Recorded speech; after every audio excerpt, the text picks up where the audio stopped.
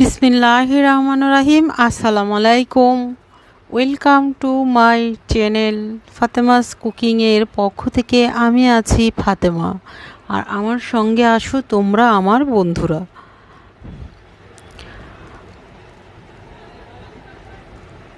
কেমন আছো বন্ধুরা? আলহামদুলিল্লাহ, আমি তো ভালো আছি। আমরা সবাই মিলে 5 ওয়াক্ত নামাজ পড়ব এবং সৎ থাকব, কোরআন পড়ব, মা বাবাকে শ্রদ্ধা করব, আর বেশি বেশি করে আল্লাহর কাছে দোয়া করব যেন আমাদের এই অবস্থা থেকে মুক্তি করেন। আজ একটি কথা না বললেই নয়, আমার মেয়ের নামে আইডি খুলে আমাকে বলে আপনার চ্যানেলটা বাদ দিয়ে দেন, চ্যানেলটা চলবে না। আমি বুঝি না এইরকম দূর অবস্থায়ও মানুষ এইসব চিন্তা কিভাবে করে। এখন চিন্তা করা, আল্লাহর কাছে দোয়া করা, নামাজ পড়ে পড়ে, এগুলো কিভাবে মানুষ করে। আর এটা তো যার যার ব্যক্তিগত ব্যাপার, এটা নিয়ে তো একজন মাথা ঘামাতে পারেই না কখনো।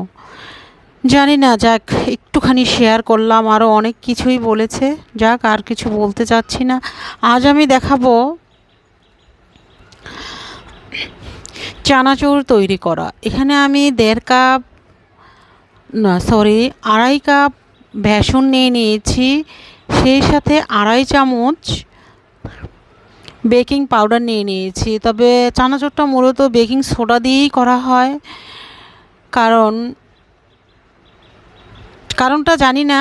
আমি শিখেছি যেটা বেকিং সোডা দিয়েই তৈরি করা হয়, বেকিং পাউডার দিয়ে তৈরি করতে নিষেধ করেছিল। তবে আজ আমার কাছে বেকিং পাউডার সোডা নেই, তাই পাউডার দিয়েই করেছি, তাই বেশি পরিমাণে দিয়েছি। এটা আমি প্রায় 1.5 থেকে 2 ঘন্টা রেস্টে রেখে দিয়েছিলাম, তারপর ফুলে উঠেছে। ফুলে ওঠার পর আমি খুবই ভালোভাবে চানাচুরগুলো বানিয়ে নিয়েছি। তো আমি রেখে দিচ্ছি। এখানে আমি চানাচুরের মধ্যে যা যা লাগে, ডাবলি, মুগের ডাউল, খেসারির ডাউল, তারপরে আরেকটা ডাউল, সেটা অ্যাঙ্কার ডাউল নাকি অ্যাঙ্কর ডাউল সেটা বলতে পারতেছি না, মানে একটা ডাউল ভাঙা থাকে সেটা।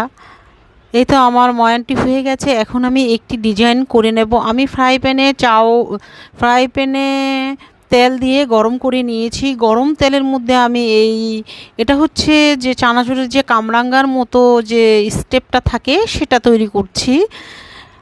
আমি এই ডাইশগুলো 4 রকমের এখানে আছে, তবে 5 রকমের করতে হয় বেসন দিয়ে, সেটাই আমি করে নেব। এই তো আমি 1 রকমের কামরাঙ্গার মতো সেটা করে নিয়েছি। আমি আবারও কিছু কামরাঙ্গার মতো করে নেব।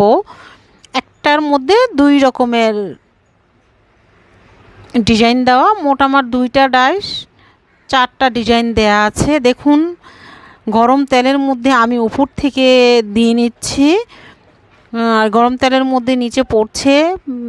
এই তো এখন আমি ভেজে নিচ্ছি খুবই ভালোভাবে।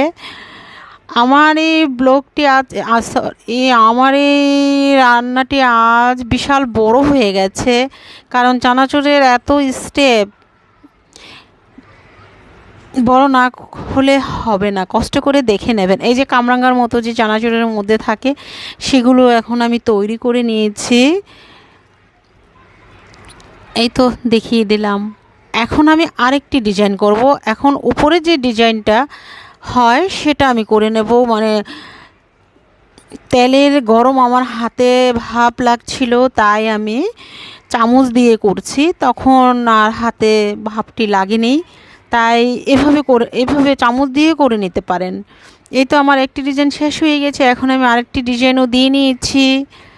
মানে চানাচুরের যতগুলো ডিজাইন আছে আমার এই ডাইসের মধ্যে করা আছে। এই ডাইসটি আমি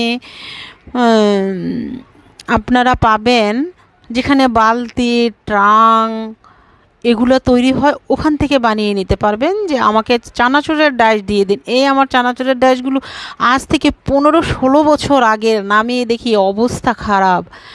2 দিন ভিজিয়ে রেখেছি। এখানে কিন্তু কোনো ময়লা নেই, তারের জালি দিয়ে ভালোভাবে ঘষে আমি পরিষ্কার করে নিয়েছি, কিন্তু ওই দাগটা তো আর যাবে না, দাগটি রয়ে গেছে কিন্তু আর কোনো ময়লা ছিল না।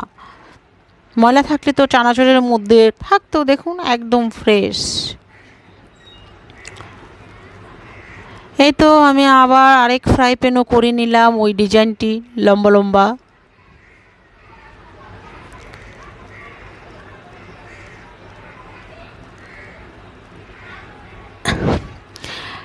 এখন আমি বড় লম্বা লম্বা যে চানাচুরগুলো থাকে, বড় যে লম্বা লম্বা সেটা করে নিয়েছি। এখন আমি করে নিচ্ছি, এপাশেই আবার ছোট করে দেয়া আছে, এপাশে আবার ছোট লম্বা লম্বাগুলো করে নিচ্ছে। এই দেখুন ছোট ছোট একদম চিকন চিকন যে থাকে সেটা করে নিয়েছি। এর আগে করে নিলাম এটাই বড়টা, বড় বড় হয়ে মোটা মোটা হয়ে একটু পড়েছে, আর এটা একদম চিকন। এখন বোঝা যাচ্ছে না, ভাজার পরে বোঝা যাবে যেটা একদম যে চিকন। আমার সবগুলো চানাচুর ভাজা হয়ে গেছে, তবে আরেকটি ডিজাইন এখানে রয়ে গেছে। এই ডিজাইনটা একটু পানি দিয়ে খুব মানে বেশি পানি দিয়ে করতে হয়। এখন আমি এটার উপরে দিয়েই করে নেব। এটা দিয়ে করতে হয় মূলত, এটা গোল গোল পড়বে, একদম পাতলা করে দিতে হয়। এটা সবার শেষে দেবে, তাহলে পাতলা পাতলা হয়ে পড়বে। লাস্ট যেটুকু থাকবে একটু পানি দিয়ে মিশিয়ে দিয়ে নিতে হবে। কিন্তু এই পাতলা গোলাটা দিয়ে কিন্তু আবার চানাচুরের ওগুলা হবে না। ওগুলার গোলাটা তো আমি দেখিয়ে দিলাম, একদম আঠালো হবে, নইলে চানাচুরের যে ডিজাইনগুলো সেগুলো পড়বে না। আর এটা পানি দিয়ে করেছি, দেখুন শুধু গোল গোল হয়ে পড়ছে। সব করার পরে লাস্ট অল্প একটু রেখে দেবে, তাহলেই পারবে। এই তো এখন আমি ডাবলিগুলো ভেজে নিচ্ছি। এখানে আমি ভিজিয়ে রেখেছিলাম, ঝরিয়ে রেখেছি, সবগুলোই ঝরিয়ে রেখে এখন আমি তারের চালনিটা তেলের উপরে দিয়ে দিয়েছি। এটা এভাবেই ভাজতে হয়, তেলের মধ্যে দিলে ভাজলে খুবই সমস্যা হয়। আর এই ডাবলিটা ভাজার সময় ফুটে ফুটে শরীরে টরিলে চলে আসে, তাই এটার মধ্যে করে ভাজাই ভালো। আর তাছাড়া ছোট জিনিসগুলো তেলের উপর থেকে নেওয়া অনেক ঝামেলা, তাই এটার ভিতরে করলে খুবই ভালো হয়, কোনো সমস্যাই হয় না, ভালোভাবে ভেজে নেওয়া যায়। এই তো আমি খুব ভালোভাবে ভেজে নিচ্ছি। আমি খুব ভালোভাবে বুঝিয়ে দিলাম, যেন বারবার বলে দিলাম, যাতে বানানোর সময় কোনো ভুল না হয়। ভেজে নিচ্ছি, আমার ডাবলিটা ভাজা হয়ে গেছে, দেখুন ভাজা কিন্তু সুন্দর হয়েছে। এই তো আমি ঢেলে রেখে দিলাম। এখন আমি ভাজবো অ্যাঙ্কর যে ডালটি, আমি ডালটির নাম সঠিক বলতে পারছি না, অ্যাঙ্কর বা এই জাতীয় একটাই হবে, বুটের ডালের মতো কিন্তু ডালটা মোটা, দুই ভাগ করা ভাঙা, সেই ডালটা নিয়ে নিয়েছি। এখন ভেজে নিচ্ছি সেটাও, এটাও ভাজা হয়ে গেছে। এই দেখুন ভাঙা ভাঙা অ্যাঙ্কর ডাল মনে হয়। এখন এইখানে আমি খেসারির ডাল আর মুগের ডাল একসাথে ভেজে নিচ্ছি, যেহেতু অল্প অল্প, তাই মানে সব কিছুই ভিজিয়ে রাখতে হবে, ভিজিয়ে ফুলে ওঠার পরে ধুয়ে ঝরিয়ে রাখতে হবে। এই তো আমি মুগের ডাউল ও খেসারির ডাউলটা ভেজে নিচ্ছি। আর চানাচুরের মধ্যে আরেকটা জিনিস দেয়, মুসুরির যে ডাউল উপরের যে সিল্কাটা থাকে সেটা সহ, সেটা ভিজিয়ে ভেজে দেয়া হয়, কিন্তু এটা আমার কাছে ছিল না, আমার কাছে ডালটা আছে। এটার মধ্যে তো আর উপরের যে সিল্কা বা আবরণটা সেটা আমার কাছে নেই, তবে আগে ছিল। আর এই মুহূর্তে গ্রাম থেকে আনাও সম্ভব না, তাই শুধু এই একটা জিনিসই আমার বাদ পড়েছে। আমি চিড়া তো অবশ্যই দিতে হবে, আমি চিড়াগুলো ভেজে নিয়েছি, দেখতে পেরেছেন। এখন আমি বাদাম ভেজে নিয়েছি, এখানে আমি চীনা বাদাম ও কাঠবাদাম দিয়েছি। এখন আমি ভাজা আমার শেষ হয়ে গেছে, আমি এখন সবগুলো মিশিয়ে নেব। দেখুন খুব ভালো করে খেয়াল করলে বুঝতে পারবেন যে এটা যে কামরাঙার মতো থাকে। চানাচুর খায় না বা পছন্দ করে না এমন মানুষ খুব কমই আছে। এই তো দেখুন, এই যে একদম সামনে থেকে দেখিয়ে দিলাম কেমন হয়েছে। এই তো এখন বাকিগুলো মিশিয়ে নিচ্ছি। এটা যে আরেকটি ডাইস দিয়ে লম্বা লম্বা করে, লম্বাও হয়নি মানে তিলের মতো হয়েছে, ছোট ছোট, মাঝখানের অংশটা চোখা। এই তো এখন বড় ওটা মিশিয়ে দিলাম, এখন বড় লম্বা লম্বা যে বানিয়েছি সেটা মিশিয়ে দিচ্ছি। অনেকগুলো চানাচুর হয়েছে, এখানে প্রায় 2 কেজির মতো হবে। আর এখন লম্বা যে ছোটোটা বানিয়েছি সেই ছোটোটা এখন মিশিয়ে নেব। দেখুন কতগুলো চানাচুর বানানো হয়েছে।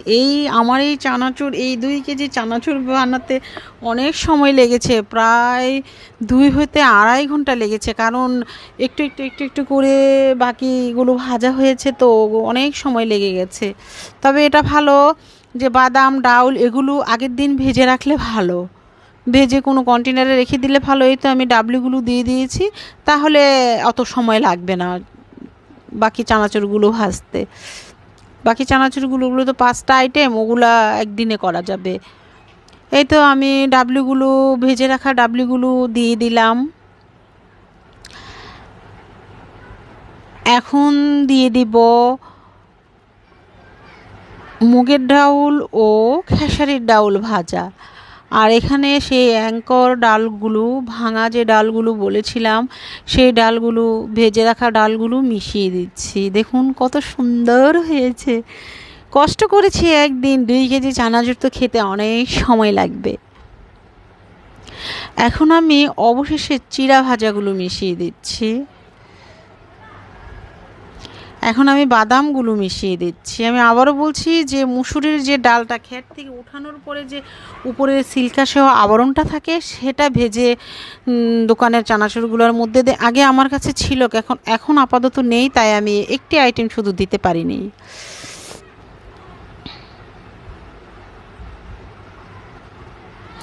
এখন আমি সে যে সব শেষে যে বানানোর পরে যে আমি আরেকটু পানি মিশিয়ে করে গোল গোল করে বানিয়ে নিয়েছিলাম, সেটা ঢেলে দিলাম।